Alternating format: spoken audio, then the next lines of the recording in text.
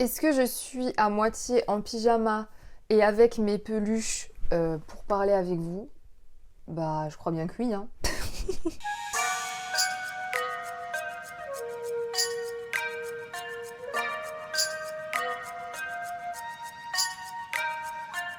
Vous commencez à avoir l'habitude, je crois, des vidéos très spontanées et pas du tout prévues. Tellement pas prévues que là, il est actuellement 12h57. Je suis dans ma pause de midi et je vais bientôt reprendre le travail parce que j'ai beaucoup de boulot qui m'attend juste ici. Je me suis fait mon café, comme tous les midis. Et d'ailleurs, sans cheveux si possible. J'avais envie de venir m'asseoir face à vous, tout simplement, pour vous faire un espèce de retour sur expérience concernant les derniers mois de ma vie, les dernières semaines de ma vie qui ont été très bénéfiques. Et ça m'a permis de réaliser plusieurs aspects voilà, qui n'allaient pas chez moi. Alors, on va pas rentrer dans le dur, hein, on va pas me faire une petite psychanalyse.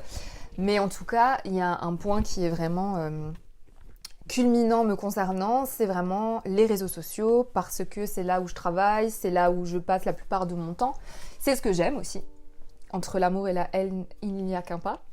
J'ai évité aussi les phrases trop philosophiques, mais en tout cas, j'ai envie de vous partager mon point de vue sur la chose, mon expérience, et pourquoi pas échanger avec vous, parce que c'est ce que j'aime le plus sur les réseaux sociaux. On y reviendra tout à l'heure, mais en tout cas, tout l'aspect de partage et d'échange, c'est vraiment ce que j'aime et du coup voilà, on va papoter quoi. On peut dire en fait que j'ai fait une digital detox comme on appelle ça, parce que là ça fait quasiment 3 mois que je ne suis pas retournée sur TikTok.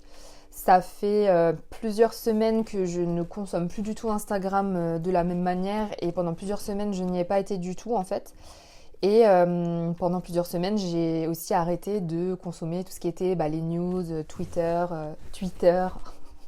J'ai fait un effort, hein. Ceux qui se moquent de mon accent alsacien et des i, Twitter. Force est de constater que ça m'a fait le plus grand bien. Mon analyse par rapport à ça, c'est que lorsque tu manques de confiance en toi, lorsque tu es dans une période particulièrement compliquée de ta vie, où tu te remets en question, où tu sais pas trop quoi faire, où aller, vers qui te tourner. Ce sont des périodes où on peut manquer de repères et on peut décider d'être passif. Alors moi j'appelle ça passif, c'est-à-dire rester un petit peu inerte pendant quelques temps. Parfois ça fait du bien de rester immobile et de se laisser porter. C'est aussi quelque chose que j'ai fait, mais du coup on peut avoir tendance à rester assise, rester couchée, prendre son téléphone et scroller. Alors le scroll permanent en fonction de ce qu'on regarde, évidemment, ça va créer une sorte d'algorithme et faire revenir certaines choses. Pour ma part, ce que j'aime beaucoup regarder comme contenu qui revient souvent sur mon feed, c'est des astuces make-up, des astuces rangement, des sons de concert, des choses comme ça. Mais la période où je n'allais pas bien, c'était du coup beaucoup de citations, de vidéos tristes, d'extraits de films tristes, d'extraits de séries tristes ou alors de témoignages de personnes. Et en fait, ça me rendait encore plus mal. C'est pour ça notamment que j'ai décidé d'arrêter d'aller sur les réseaux sociaux il y a quelques semaines et il y a quelques mois. Parce que chaque histoire est différente, parce que chaque personne est différente, chaque ressenti est différent. Et voir telle personne dire moi mon mec il est revenu mais après tatati, ou moi lorsque j'ai déménagé il s'est passé ça, ou moi en fait des fois c'est chouette de recevoir des expériences de certaines personnes, mais c'est aussi parfois compliqué de se dire non mais en fait ils n'ont pas les tenants les aboutissants, ils ne sont pas la même personnalité que moi, ils n'ont pas le même vécu que moi et juste on n'a pas la même vie. Et moi aussi j'adore consommer des contenus de personnes qui racontent leur vie. Je pense notamment à l'émission Ça commence aujourd'hui, qui apporte des témoignages sur plein de thèmes différents, ou des vidéos comme là je suis en train de faire avec vous, de youtubeuses qui parlent de certains sujets ou qui racontent leur expérience de vie, leur vlog, leur quotidien, tout ça.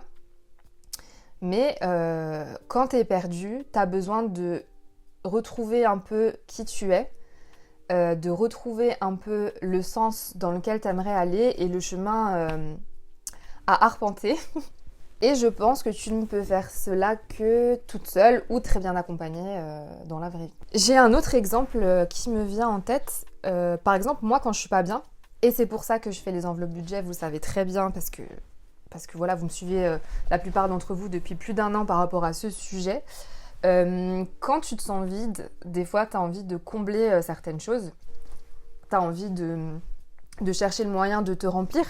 Donc ça peut passer par plusieurs aspects et ça peut évoluer au fil du temps.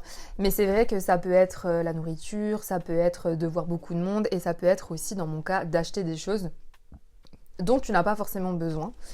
Et de te dire, de te persuader que si tu n'as pas cet objet, tu ne seras pas la meilleure personne dont tu rêves d'être, tu ne seras pas cette femme exceptionnellement belle parce que tu n'as pas acheté ce blush, etc. Moi, je suis beaucoup là-dedans. Enfin, j'ai été beaucoup là-dedans. Je touche du bois, je ne veux pas y retourner. Mais c'est vrai que le fait de tout couper et de ne pas se faire submerger d'informations, ça te permet en fait de pouvoir prendre du recul, de pouvoir... alors c'est un très grand mot et je sais que c'est très dur à faire, mais relativiser sur ta propre situation, ce que tu possèdes, où tu en es à l'heure actuelle et où tu en étais par exemple il y a 5 ans. Et tout simplement en fait tu arrêtes de te comparer. Pardonnez cette vidéo qui sera je pense très décousue parce qu'en fait je vous partage ma pensée là comme elle vient avant de retourner bosser. Et j'ai pas fait de plan comme j'ai l'habitude de le faire avec des chapitres etc. Mais je trouvais ça chouette de vous partager comme ça juste... ce qui me passe par la tête et ce que j'en retiens. Parce qu'en fait, là, c'est une période où je retourne beaucoup sur les réseaux sociaux parce que je me sens OK avec ça et je me sens mieux. Enfin, mieux, vous avez compris. En tout cas, je sens que je peux prendre cette distance et mettre cette distance entre les réseaux sociaux et moi, ma propre vie et la vie des autres. Et voilà, et la personne que je suis réellement, est-ce que j'ai envie de partager, est-ce que j'ai pas envie de partager, est-ce que j'ai envie de consommer en tant que contenu et en tant que, par exemple, de produit. Et justement, sur Instagram, hier soir, j'ai posté une story un peu coup de gueule en disant c'est incroyable parce que maintenant, une publication sur 2 quand tu scrolles ou une story sur 2 quand tu les passes, c'est des sponsorisations, c'est des publicités. Et en fait, moi, c'est vraiment ce sentiment où je me suis sentie très submergée par énormément d'informations. Alors, je l'ai surtout ressenti sur TikTok. C'est-à-dire que TikTok, je trouve cette application géniale pour énormément de choses. Pour le partage d'astuces, pour le partage de maquillage, de bons plans, pour des vidéos drôles, pour t'amuser, pour tellement de sujets. Mais moi, j'ai un caractère... Enfin, j'ai plutôt, on va dire, une personnalité qui fait que j'adore apprendre des choses, j'adore me débrouiller toute seule. Femme indépendante, on essaye en tout cas. Et voilà, j'ai commencé à consommer des astuces ménage pour m'occuper de la maison, des repas, des recettes. Et j'ai commencé à rentrer dans une spirale en me disant, si j'arrête de consommer, je vais rater une info. Je vais rater l'info importante qui va me faire devenir telle ou telle personne, etc. Et il fallait absolument que je change ça parce que j'arrivais pas à décrocher de mon téléphone. Je prenais des notes dans tous les sens parce qu'en plus, TikTok, tu pouvais pas forcément enregistrer les vidéos qui t'intéressaient, donc tu avais du mal à les retrouver. Et du coup, je trouve les réseaux sociaux vraiment géniaux par rapport à ça, parce que c'est vraiment une mine d'or d'astuces, d'informations, de partage, de témoignages qui peuvent t'apporter énormément. Mais c'est aussi, j'ai vu ça aussi comme un puits sans fond en fait, où juste tu plonges la tête la première et tu sais pas quand est-ce que tu y ressors, parce que tu sais pas à quel moment... ok, j'ai assez de recettes, ok, j'ai assez d'astuces ménage, ou je sais comment faire mon lit, voilà. Et du coup, j'ai eu besoin de tout couper pour retrouver un vrai rythme c'est pas un rythme de vie, mais on va dire presque un rythme de pensée, et de pouvoir réfléchir par moi-même et de pouvoir arrêter d'être passive, comme j'ai pu l'expliquer tout à l'heure. C'est toujours une question, je pense, de juste milieu. Je dis toujours el famoso juste milieu, je parle pas un pet d'espagnol ou je sais même pas quelle langue c'est. Lorsque déjà ton trait toxique, on appelle ça, alors que bon, c'est pas forcément un trait toxique, c'est plus une souffrance en réalité. Quand tu as tendance à te comparer aux autres, à comparer ta vie, tes propres réussites, ton propre chemin, tes propres possessions avec d'autres personnes, les réseaux sociaux, c'est tueur, quoi. C'est tueur. Et moi, j'étais dans une période où j'avais très très peu d'estime de moi. J'ai pris un petit peu de poids.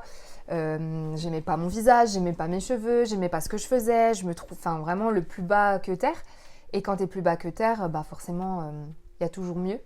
Il y a toujours une personne qui est mieux que toi et il y a toujours des personnes qui vont te trouver mieux qu'elle. Et du coup, tu es obligé, je pense, de te recentrer sur toi-même, reprendre un peu le contrôle de tes pensées et de ta vie et de retrouver doucement une estime de toi et arrêter de te comparer, quoi. Et c'est vrai que moi, j'avais tendance le soir dans mon lit à regarder du coup les contenus beauté et tout, et de me dire, bah du coup, faut que j'achète ce rouge à lèvres, faut que j'achète ce blush, parce que sinon, je vais jamais me trouver jolie. Et de faire cet achat compulsif la nuit, dans mon lit, je pense que ça arrive à beaucoup de personnes. Alors, ça peut être pour plein de choses, ça peut être pour la déco, etc. Et j'ai beaucoup évolué sur cet aspect-là, parce que déjà, j'ai tout ce qu'il me faut en maquillage. Les seules choses, en fait, maintenant que je rachète, ça va être, par exemple, des mascaras ou des anti-cernes, ou des fonds de teint, parce que c'est des choses qui se vident. Mais tout ce qui est blush, bronzer, etc., bon, on va pas faire un topo sur le maquillage, mais c'est l'exemple que j'ai à vous donner. Tout ça, je ne le rachète pas, parce que j'ai assez, je redécouvre mes produits. Et l'astuce, par exemple, que j'ai trouvée pour ne pas manquer, c'est que toutes les semaines, j'ai ma petite trousse. Elle est là, mais elle est vraiment en bazar, donc j'ai la flemme de la fermer. Tous les dimanches soirs, en fait, je refais ma petite trousse de maquillage. Et je prends, par exemple, si j'ai 2-3 blushs, et ben je change pour avoir une routine qui évolue, et pour réutiliser d'autres produits, et pour pas avoir l'impression d'avoir toujours la même chose, de faire toujours la même chose. Et ça, c'est une astuce que j'ai trouvée et que je trouve chouette. Donc ça, c'est par exemple pour le make-up. Et ensuite, par exemple, pour la déco, ça c'est pareil. J'adore regarder des vidéos d'organisation, j'adore organiser des choses, et j'ai encore plein de contenus en tête à vous proposer par rapport à ça, de création, etc. Parce que normalement, je touche encore du bois, j'ai une tablette en bois là. Je vais bientôt emménager dans mon appartement. Tout est devenu excessivement cher, dû à l'actualité et dû à tout ce qu'on connaît. Et on n'a pas forcément besoin de tout racheter. Moi, par exemple, chez ma maman, il y a beaucoup d'objets qui sont stockés dans un grenier et qui ne servent pas forcément. Donc, je sais que maintenant, je vais retourner voir certaines choses, je vais customiser certaines choses. Et quand j'avais emménagé avec mon compagnon, c'est aussi des choses qu'on avait fait, de beaucoup récupérer. Et on n'a pas que besoin de choses nouvelles, et on n'a pas que besoin d'avoir 3000 choses pour se sentir mieux, parce que le bien-être vient... est réellement intérieur, je pense. C'est vrai que c'est très difficile sur plusieurs aspects de prendre la bonne distance, de pas se dire ah purée, mais cette créatrice de contenu, elle a des collaborations, alors que moi ça fait 3 ans que je suis là, j'ai jamais eu de collaboration et pourtant j'ai l'impression que je taffe bien. Ou de te dire purée, ces personnes elles ont des clients tout le temps, elles n'ont pas besoin de prendre de vacances, ou elles n'ont pas besoin de faire ci ou ça. Et en fait tu peux te comparer tout le temps et c'est sans fin, et c'est ce puits sans fond. Et la digital detox, elle est hyper importante dans les moments où tu sens que tu es en train de craquer en fait, que tu n'arrives plus à réfléchir, que aller sur ton téléphone t'angoisse. Moi le matin, ouvrir Instagram et ouvrir mon téléphone, ça m'oppressait. Donc, moi je fais de l'anxiété chronique, l'anxiété fait partie de ma vie et je deal de mieux en mieux avec elle, mais ça a grandement aidé les crises d'angoisse que je pouvais faire ces derniers mois. Et de me réveiller le matin et de pas forcément allumer le téléphone et faire ça en première chose de la journée, mais j'ai senti une liberté énorme, alors qu'on est libre. On est libre d'aller sur les réseaux, on est libre de consommer, on est libre d'acheter. Personne ne nous met le couteau sous la gorge, personne ne nous oblige à faire quoi que ce soit. Et c'est vrai que retrouver cette liberté et ce calme, mais mon Dieu, mais le calme que j'ai retrouvé dans mon cerveau, déjà que mon cerveau pensait en arborescence et ne s'arrête jamais, était très sollicité par tous ces contenus, parce qu'en fait on a un nombre d'informations qui nous vient dans le cerveau, mais qui est incommensurable, et qui est, au bout d'un moment, juste c'est stop. Et ce stop, j'ai réussi à le faire au bon moment, et ça m'a permis de souffler, ça m'a permis de retrouver le calme, ça m'a permis de profiter à nouveau des personnes qui étaient autour de moi, d'échanger et de presque m'énerver quand les personnes étaient sur leur téléphone. Mais je ne leur en veux pas, parce que je sais ce que c'est, parce que je le fais aussi, parce qu'on a tous nos périodes où on est happé par ça, et c'est comme ça, et c'est pas grave. Mais je pense qu'il faut savoir trouver le moment pour dire stop en fait. Donc voilà, on a cette manière de se comparer, d'avoir une estime de soi qui peut baisser, enfin vraiment, je veux dire, c'est complètement disproportionné, mais franchement, j'allais sur les réseaux, je me disais, je suis grosse, mes cheveux ils sont trop gras, et il y a toujours des trucs et astuces pour améliorer certaines choses que tu n'avais même pas remarqué. Bah oui, en fait, au bout d'un moment, j'ai les cheveux gras, je dois me laver les cheveux tous les jours, j'ai déjà tout testé, des cures de sébum, franchement, j'ai tout essayé. Au bout d'un moment, accepte que tu as les cheveux gras, accepte que tu dois les laver tous les 2 jours, produit naturel ou pas, tu t'en fous. Et en fait, quand tu acceptes certaines choses de toi, c'est comme ça, parce qu'en fait, ça te fait voir des défauts que tu essayes de de masquer et dont tu vas faire attention, alors que les personnes d'avant n'y avaient jamais vraiment forcément fait attention ou fait remarquer. Et il y a plein de choses, t'as pas les dents assez blanches, t'as les cheveux gras, tu te trouves grosse, t'as de l'acné sur le corps, donc tu vas te dire faut pas que je monte mon acné. Hier, j'ai vu une vidéo d'une fille qui disait je vais vous montrer mon plus gros complexe, et en fait elle montrait son dos et son acné. Moi j'ai de l'acné sur le corps depuis toujours, et ça m'est déjà arrivé qu'on me fasse des réflexions sur ça, en mode lave-toi, ou avant un spectacle de danse de dire va falloir que tu fasses disparaître ça parce que ça va pas être possible. Mais en fait c'est comme ça. Et il y a plein de manières d'essayer d'améliorer les choses, mais je veux dire, au bout d'un moment, on est comme ça. Et il faut aussi accepter qui on est et pourquoi on l'est. Et je pense notamment aussi à Aline de Beauté Naturelle, que je suis sur Instagram et avec qui j'échange parfois. Elle le dit aussi. Est-ce que, quand on lui demande est-ce que vous avez des astuces, enfin est-ce que tu as des astuces ou des produits miraculeux pour les cheveux gras, elle le dit elle-même. Au bout d'un moment, si vous avez les cheveux gras tous les 2 jours, acceptez que vous avez les cheveux gras tous les 2 jours. Et les choses se passeront mieux. Encore une fois, je vous donne des exemples qui paraissent superficiels, mais je trouve que ça vaut pour tellement de choses en fait. Et ne jamais oublier que les réseaux sociaux, que les gens choisissent en fait ce qu'ils vous montrent. Et tous les comptes ne sont pas forcément dans cette bienveillance incarnée, parce que toutes les personnes derrière un écran sont des personnes humaines, et toutes les personnes ont des failles, et toutes les personnes peuvent vivre des moments difficiles. Et moi, la première qui partage énormément sur mes réseaux, il y a énormément de choses que j'ai pas partagées, parce que j'en ressentais pas le besoin, parce que je ressentais pas le besoin d'avoir des conseils ou l'envie. Mais en tout cas, pour revenir au sujet principal de la vidéo, passer 1 mois quasiment sans être sur les réseaux sociaux m'a redonné en fait envie de revenir, m'a redonné envie de partager, parce que quand tu te sens nul, tu te dis quoi que je partage, ça sert à rien. Je veux dire, il y a tellement de filles en fait qui font du graphisme, il y a tellement de filles qui sont sur YouTube, il y a tellement de personnes, tu peux te trouver vraiment moins que rien et tu peux te dire mais pourquoi je le ferais ? Il y a tellement de contenu, il y a tellement de personnes talentueuses et tellement de... Pourquoi moi j'aurais ma place ? Mais en fait, je pense que on a tous quelque chose à apporter à notre manière. Et j'arrive beaucoup mieux à créer des choses de mon côté, j'arrive beaucoup mieux à partager des choses quand j'arrête en fait de regarder ce que les autres font à juste mesure, c'est-à-dire que je vais m'inspirer d'énormément de personnes, je vais avoir envie de consommer certains contenus, mais ils sont beaucoup plus choisis et réfléchis. Je suis quasiment plus aucun influenceur à part quelques-uns. Et en fait, c'est aussi apprendre à dealer avec le fait qu'on n'a pas forcément besoin d'avoir toutes les informations à notre possession à l'instant T. Donc par exemple, j'avais besoin de nettoyer mon lave-vaisselle en profondeur. Et bien je sais que si j'ai besoin de renettoyer mon lave-vaisselle en profondeur, j'irai chercher l'info à ce moment-là. Et j'ai pas besoin de l'enregistrer tous les jours dès que je vois passer l'information et d'avoir peur de la rater. Par exemple, là je vais recommencer à me préparer des repas, peut-être faire un peu plus attention, manger un peu plus équilibré. Et bien à ce moment-là, je me poserai 1 heure, j'irai sur le compte de telle ou telle personne et j'écrirai les recettes. Et en fait, juste chaque chose en son temps. Chaque chose en son temps. Il y a un temps pour manger, il y a un temps pour dormir, il y a un temps pour respirer. Et en fait, partir 1 mois, ça m'a apporté énormément de choses. Et en même temps, les choses n'ont pas changé. Les choses n'ont pas bougé. Je n'ai pas raté grand-chose. Alors si, évidemment, j'ai raté peut-être des événements, des annonces, etc. Mais c'est pas grave. Parce que le monde, de toute façon, quoi qu'il se passe, continue de tourner avec ou sans nous. C'est primordial de savoir quand est notre limite et comment l'appréhender. Pour cet aspect-là, du coup, comme vous pouvez le voir dans le titre sur la miniature, je ne sais pas encore comment je vais présenter ça, c'est vrai que ça m'a énormément aidé sur ma santé mentale, en fait, me reconcentrer sur l'essentiel. Et quand je dis que ça m'a aidé sur l'argent, c'est qu'en fait, le mois où j'ai quasiment pas été sur les réseaux sociaux, j'ai pas dépensé. C'est toutes les choses dans lesquelles je dépensais, la skincare, et ce contour des yeux il va vous rendre comme ci, et ce blush il va vous rendre comme ça, et les filles qui portent des trucs elles sont tellement belles mais elles me ressemblent pas, donc c'est pas parce que je vais acheter le rouge à lèvres que je vais lui ressembler. C'est tout un travail à faire sur soi, c'est tout un travail de prendre du recul sur le marketing, parce que moi j'ai étudié la com et le marketing pendant des années, j'ai fait mes études là-dedans, j'ai fait mon cursus là-dedans, je sais comment ça fonctionne. Mais c'est pas parce que je sais comment ça fonctionne que je vais réussir à prendre la distance si émotionnellement je me sens pas au top. Et c'est ça qui est difficile, c'est que de se dire mais moi je sais, je vais pas me faire avoir parce que je sais.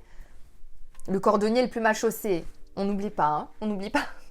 Voilà, donc beaucoup de réflexions sur le sujet, beaucoup de personnes en fait que j'observe sur les réseaux et j'ai l'impression qu'elles se forcent à être là, j'ai l'impression qu'elles dépendent totalement de ça, alors que je pense que la vie principal, c'est pas ça, quoi. La vie, c'est partager des moments avec ses proches. La vie, c'est faire ce que t'aimes, c'est pas te sentir oppressé. C'est d'aller dans la nature, c'est d'aller passer du temps avec des animaux, c'est se faire plaisir, c'est de temps en temps faire du shopping, mais pas tous les jours, parce que t'as pas tous les jours d'avoir besoin de nouvelles choses. Et voilà, c'est trouver son propre équilibre et ce qui nous fait du bien. Et j'estime que si les réseaux sociaux ne vous font pas du bien, bah faites une pause, quoi. Si manger trop de sucre ne vous fait pas du bien, bah faites une pause. Et en fait, ça paraît tellement simple, mais quand t'es dans le truc, tu te sens tellement happé que tu te rends pas forcément compte de ça. Et c'est devenu tellement facile de faire des achats rapidement sur le canapé. Et je le vois même avec mes proches, hein. Des fois, je leur dis, mais pourquoi t'achètes ça maintenant ? Et t'as envie de faire... C'est aussi cet aspect-là que j'ai retrouvé, c'est-à-dire de... Même si je suis multitâche, Lilou Dallas, multipass, même si je suis une personne multitâche, j'arrive à faire beaucoup de choses en même temps, bah, concentre-toi sur ce que tu es en train de faire à l'instant T et tu vas prendre beaucoup plus de plaisir à faire les choses. Et t'as pas besoin d'être... C'est vraiment cette angoisse du silence et cette angoisse du blanc, etc. qui peut faire peur. Et en fait, moi, je pouvais pas, par exemple, faire la vaisselle, ranger quelque chose, me maquiller, et j'ai encore du mal à le faire, hein, sans me dire, je regarde cette série, bah vas-y, je vais faire mon shopping. Et en fait, tu prends plus de plaisir à t'acheter quelque chose, et profiter d'un temps calme, et profiter de lire un livre, et profiter de plein de petits plaisirs de la vie. Et le temps, je trouve qu'il passe, et je trouve que c'est important de ralentir le rythme, et de ralentir ce... Enfin vraiment, moi c'est ce que j'ai ressenti avec tous ces formats courts en vidéo, hyper badass, et pour des vidéos de 10 secondes, t'as je sais pas combien d'heures de boulot pour les réaliser, et c'est tout sauf simple, et c'est pas ce dont j'avais besoin. Je vais m'arrêter là parce que je pourrais en parler encore pendant des heures de ce sujet et de tant d'autres, mais en tout cas j'avais envie de partager ça avec vous et d'avoir votre avis sur la question, comment vous vous sentez en ce moment, comment ça va. Vraiment, la santé, mais c'est le plus important, quoi. C'est le plus important avant tout, avant le travail, avant les sous, avant tout, la santé. Et je vous le dirai jamais assez, prenez soin de vous. Et j'ai très hâte d'emménager dans mon appartement, The Wood, et de pouvoir vous filmer tout ce que j'ai envie de vous filmer et de vous partager. Et j'espère que ça vous plaira. Et voilà, merci d'être toujours là, en tout cas. Je vous fais des gros bisous et je vous dis à très vite sur ma chaîne. Ciao!